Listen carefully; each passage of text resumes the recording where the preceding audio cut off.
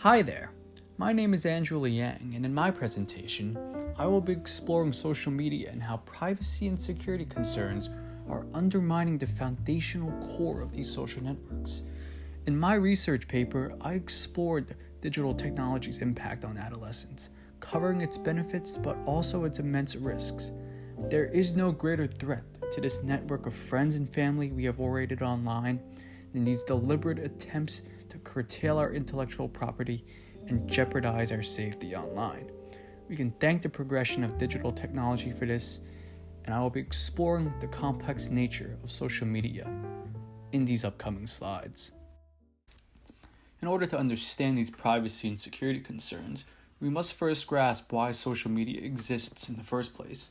Ideally, social media should be used as an extension of our everyday lives.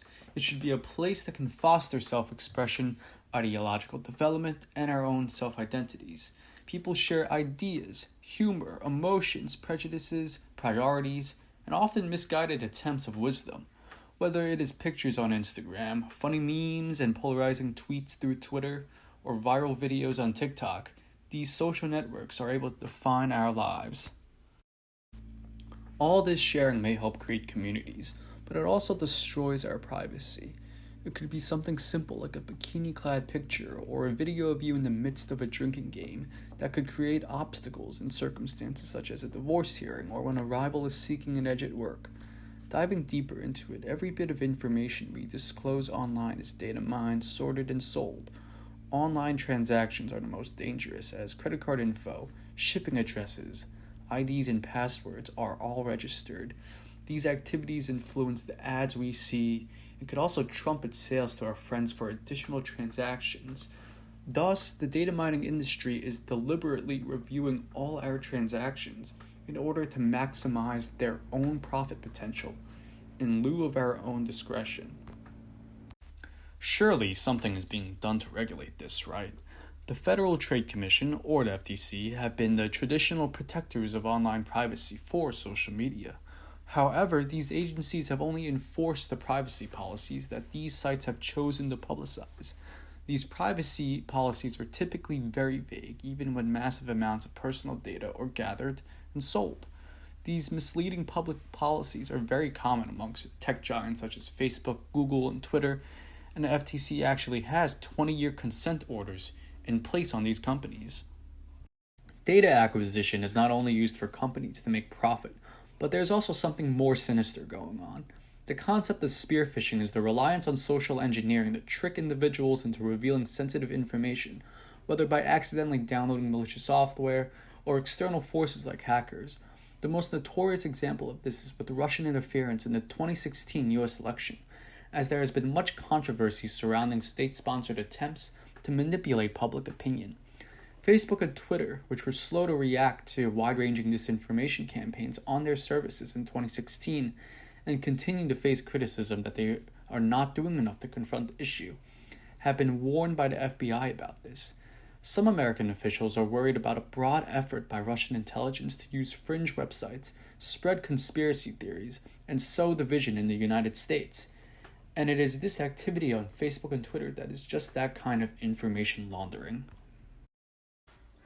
Government surveillance isn't just exclusive to foreign nations. It is also happening right here in the US. Thanks to Edward Snowden, the American public was able to learn that the NSA posed a government-run surveillance program that monitored the communications records of not just criminals or potential terrorists, but law-abiding citizens as well. In the wake of the 9/11 attacks and the perceived need for heightened national security, the US government relaxed its rules around surveillance. Snowden revealed that the NSA was collecting and monitoring the telephone records and the texts of citizens.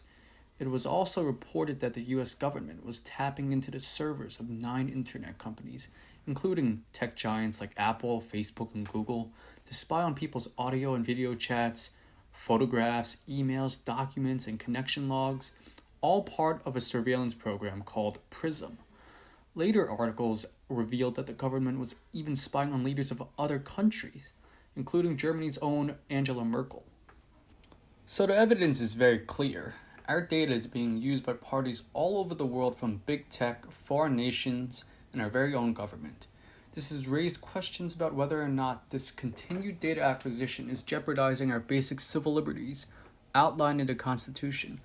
The Bill of Rights articulates 7 basic principles that should be legally enforced by the Federal Trade Commission: individual control, transparency, respect for the context in which the data is obtained, access and accuracy, focused collection, security, and accountability. These broad principles are rooted in long-standing and globally accepted fair information practices principles. There needs to be transparency in regulations because if not, we could be going down a darker path that involves censorship and limitations of freedom of speech.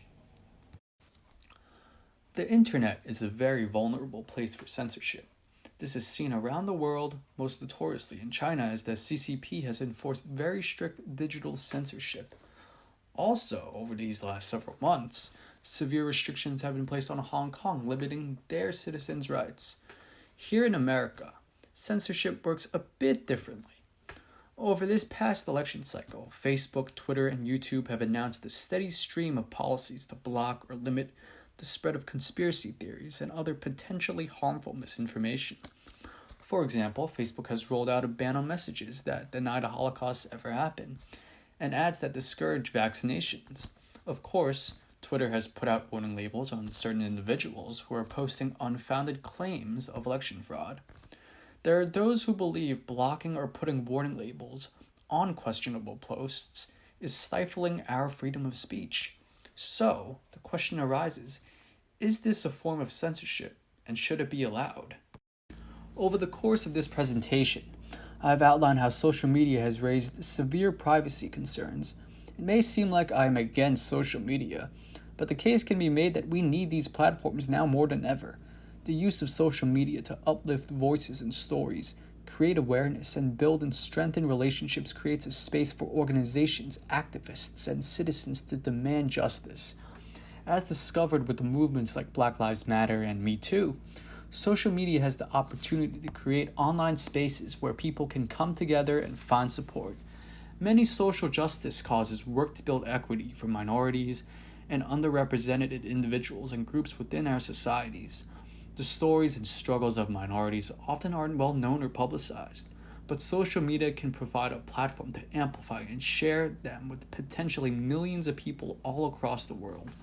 This exposure helps share experiences having to deal with racial violence, sexual harassment, and other forms of oppression directly from the underrepresented. Social media can also be used as a tool not only to organize large-scale protests, but also to document them. Nearly every social movement in the modern world is documented through social media, and news outlets frequently scan sites like Twitter to find new information or evocative imagery of current events. The most notorious example of this was the George Floyd protests just this last summer. All these reasons are why we must figure out a way to eliminate these privacy and security concerns in order to maximize the full potential of social media.